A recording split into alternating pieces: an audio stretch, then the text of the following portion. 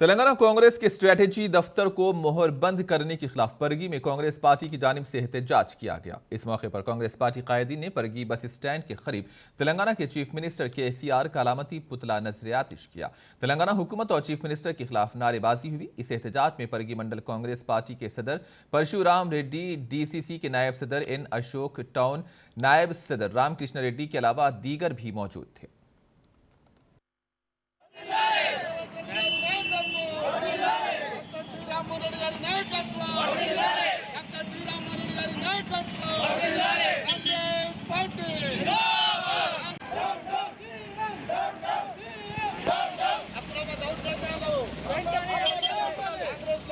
అక్రమ దౌర్జన్యాలు